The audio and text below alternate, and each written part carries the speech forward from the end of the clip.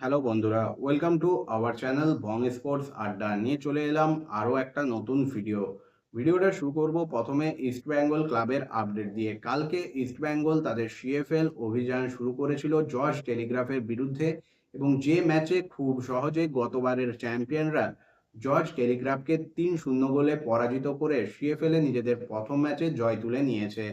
কালকে পুরো ম্যাচ জুড়ে ইস্টবেঙ্গলের দাপট ছিল প্রশ্নাতীত। খেলার একদম প্রথম থেকেই ইস্টবেঙ্গল কিন্তু জর্জ টেলিগ্রাফকে চেপে ধরে।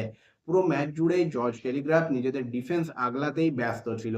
যদিও এই ম্যাচে ইস্টবেঙ্গল মাত্র 3টে গোল করেছে, ইস্টবেঙ্গল যদি গোলের সুযোগগুলো মিস না করতো তাহলে আরও বড় ব্যবধানে এই ম্যাচে জয়লাভ করতে পারত লাল হলুদ বাহিনী। কালকের ম্যাচে ইস্টবেঙ্গল কিন্তু একছত্র আধিপত্য নিয়েই খেলেছে এবং গতবারের চ্যাম্পিয়নরা সহজেই কিন্তু প্রথম ম্যাচে জয় তুলে নিয়েছে। এরপর ইস্টবেঙ্গল রিলেটেড যে দ্বিতীয় আপডেটে আসবো সেটা হলো, ইস্টবেঙ্গলে এই মুহূর্তে তোমরা সকলেই জানো যে আরও 4জন বিদেশি আসবেন। কে হবেন এই 4জন নতুন বিদেশি সে নিয়ে কিন্তু কৌতূহল রয়েছে সদস্য সমর্থকদের মনে। ইতিমধ্যেই ইস্টবেঙ্গল ক্লাবের সঙ্গে ডিফেন্ডার পল মোনেরোর একটা লিঙ্ক আপের রিউমার কিন্তু বেরিয়ে এসেছিল, যদিও পরবর্তী সময়ে সেটা রিউমারেই রয়ে যায় এবং বিভিন্ন সূত্রে মার্কাস মার্গুলার স্যারের টুইটেও এটা পরিষ্কার হয়ে যায় যে পল মোনেরো ইস্টবেঙ্গলে আসছেন না, বরং ইস্টবেঙ্গলে একজন স্পেনীয় ডিফেন্ডার আসছেন যিনি কিন্তু ইতিপূর্বে ভারতে খেলেননি বা ভারতে খেলার তার কিন্তু অভিজ্ঞতা নেই, এবং তার সঙ্গে ইস্টবেঙ্গলের কথাবার্তা কিন্তু পজিটিভ দিকে রয়েছে এবং অনেক দূর এগিয়েও গেছে। তার ইস্টবেঙ্গলে আসার একটা জোরালো সম্ভাবনাও এই মুহূর্তে রয়েছে।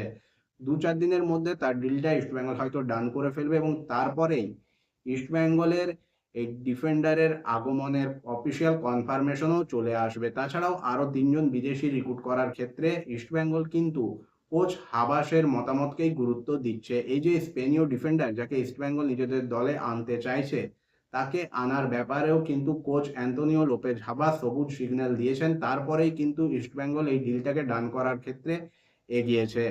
বাকি বিদেশিদের ক্ষেত্রেও এটাই কিন্তু ফলো করা হবে, অর্থাৎ হাবাসের মতামতই গুরুত্ব পাবে ইস্টবেঙ্গলের বিদেশি নির্বাচনের ক্ষেত্রে। এখন দেখার ইস্টবেঙ্গলের এই যে 4জন বিদেশির আগমন তারা কে কে হন, এবং এই যে ডিফেন্ডার যার সঙ্গে ইস্টবেঙ্গলের এই মুহূর্তে অ্যাডভান্স স্টেজে কথাবার্তা চলছে, তার আইডেন্টিটি এখনো রিভিলড হয়নি, সেটা হয়তো 2-1 দিনের মধ্যে হয়ে যাবে। তিনি কে হন? ইস্টবেঙ্গল এই মরশুমে কিন্তু একটা দুর্দান্ত দল গঠন করেছে, বিশেষ করে ভারতীয় ব্রিগেডটাকে তারা কিন্তু যথেষ্ট শক্তিশালী করেছে এবং এই মুহূর্তে তাদের নজর এবার বিদেশি ব্রিগেডটাকে গুছিয়ে নেওয়ার। এরপর চলে আসবো পরবর্তী আপডেটটা মোহনবাগান সুপার জায়ান্টকে নিয়ে। পড়শি ক্লাব চিরপ্রতিদ্বন্দ্বী ইস্টবেঙ্গল সিএফএল এ অভিযান শুরু করেছে গতকাল। আজকে মোহনবাগান সুপার জায়ান্ট নামতে চলেছে সিএফএল এ তাদের প্রথম ম্যাচে মামনি পাটচক্রের বিরুদ্ধে। কোচ বাস্তব রায় যথেষ্ট আশাবাদী এবার দল ভালো পারফরমেন্স করবে সিএফএল এ। তবে তিনি কিন্তু এখনই চ্যাম্পিয়নশিপ নিয়ে ভাবছেন না, বরং তিনি ম্যাচ ধরে ধরে এগোতে চাইছেন। তার মতে দলে কিন্তু তারুণ্য এবং অভিজ্ঞতার একটা ভালো মিশেল রয়েছে। মোহনবাগান ইতিমধ্যেই কিন্তু সিএফএল এর জন্য স্কোয়াড ঘোষণা করে দিয়েছে, যেখানে বেশ কয়েকজন অভিজ্ঞ এবং প্রথম দলে খেলা তারকা খেলোয়াড় রয়েছেন, যেমন কিয়ান নাসিরি, অভিষেক সূর্যবংশী, আশিস রায়, দিবেন্দু বিশ্বাসের মতো খেলোয়াড়েরা কিন্তু সিএফএল এর স্কোয়াডে রয়েছে। তাই একটা শক্তিশালী স্কোয়াড নিয়ে কিন্তু মোহনবাগান সুপার জায়ান্ট নামতে চলেছে সিএফএল এ। এখন দেখা নিজেদের প্রথম ম্যাচে পাটচক্রের বিরুদ্ধে মোহনবাগান সুপার জায়ান্ট জয় তুলে নিতে পারে কি না, নাকি চমক দেয় মামনি পাটচক্র। এরপর চলে আসবো পরবর্তী আপডেটে এবং শেষ আপডেটটা Mohammedan sporting club related. Mohammedan sporting club related এই মুহূর্তে বেশ কয়েকটা আপডেট তোমাদের সঙ্গে শেয়ার করার রয়েছে। প্রথম যে আপডেটটা তোমাদের সঙ্গে শেয়ার করে নেব সেটা হলো, মোহামেডান স্পোর্টিং ক্লাবের নতুন প্রেসিডেন্ট হুমায়ুন কবির কালকে কিন্তু মোহামেডান স্পোর্টিং ক্লাবের নতুন এক্সিকিউটিভ কমিটির ঘোষণা করেছেন, এবং এই কমিটিতে যে সদস্যরা রয়েছেন তার নামগুলো যদি তোমাদের সামনে একে একে তুলে ধরি, তাহলে সেই নামগুলো হলো, মোহামেডান স্পোর্টিং ক্লাবের এই এক্সিকিউটিভ কমিটির প্রেসিডেন্ট হিসেবে রয়েছেন Humayun Kabir, senior vice president হিসেবে রয়েছেন কাজী মাসুম আক্তার, ভাইস প্রেসিডেন্ট হিসেবে রয়েছেন doctor Abhishek Singh, vice president হিসেবে আরও একজন রয়েছেন সজ্জাদ হাসান মালিক, জেনারেল সেক্রেটারি হিসেবে রয়েছেন Wasim Akram, assistant general secretary হিসেবে রয়েছেন গজল উজ জফর, ট্রেজারার হিসেবে রয়েছেন ex WBCS executive retired collector MD Shamiuddin, football secretary হিসেবে রয়েছেন বিলাল আহমেদ খান, ক্রিকেট সেক্রেটারি হিসেবে রয়েছেন দীপক সিং, অ্যাডভাইজার হিসেবে দুজন রয়েছেন ফিরদৌস শামীম এবং মোহাম্মদ বজলুর ইসলাম। এটা হলো মোহামেডান স্পোর্টিং ক্লাবের নবগঠিত এক্সিকিউটিভ কমিটির সদস্যদের লিস্ট। এরপর দ্বিতীয় যে আপডেটটা সেটা হলো কালকে শুধু মোহামেডান স্পোর্টিং ক্লাবে এক্সিকিউটিভ কমিটি গঠন বা তার সদস্যদের নাম ঘোষণাই হয়নি, পাশাপাশি এই সিজনে মোহামেডান স্পোর্টিং ক্লাবের নতুন জার্সির উন্মোচনও কিন্তু হয়েছে। মোহামেডান স্পোর্টিং ক্লাবের এবারে জার্সির স্পন্সর হিসেবে লোটো থাকছে। কালকে নতুন জার্সি উদ্বোধন হয়েছে, সেই নতুন জার্সি পরেই আসন্ন মরশুমে সিএফএল এ মোহামেডান স্পোর্টিং ক্লাব কিন্তু খেলতে নামতে চলেছে।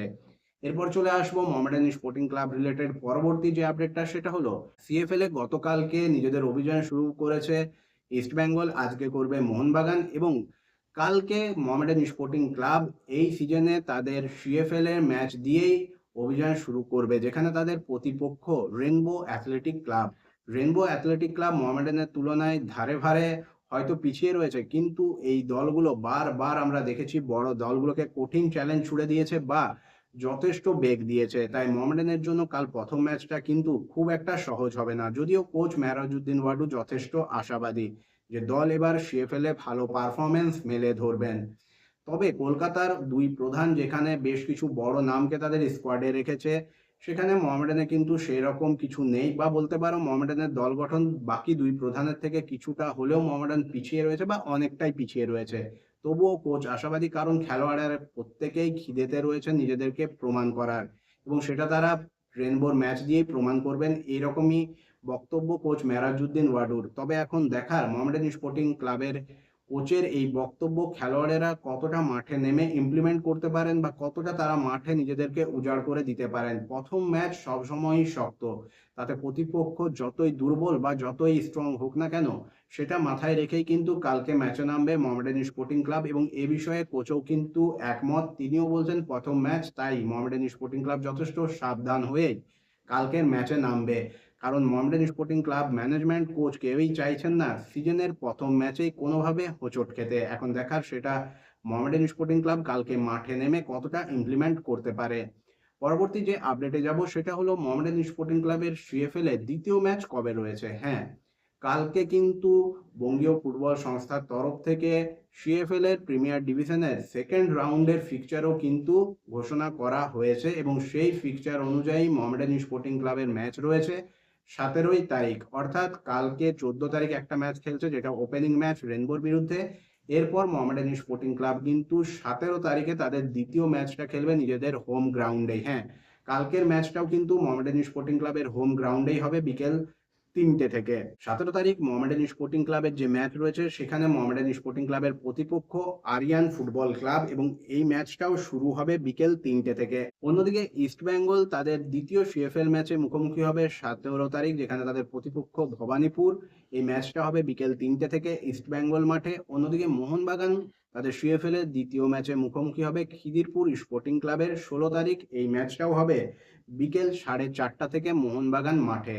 বন্ধুরা, আজকের এই ভিডিওটা এই পর্যন্তই। আশা করি তোমাদের সামনে তথ্যগুলো সঠিকভাবে তুলে ধরতে পেরেছি। ভিডিওটা যদি ভালো লেগে থাকে অবশ্যই লাইক, কমেন্ট এবং শেয়ার করে দিও। চ্যানেলটাকে সাবস্ক্রাইব করে নিয়ে নোটিফিকেশন বেল অন করে নিও এইরকমই আপডেটেড ভিডিও সবার আগে পাওয়ার জন্য। দেখা হবে নেক্সট ভিডিওতে।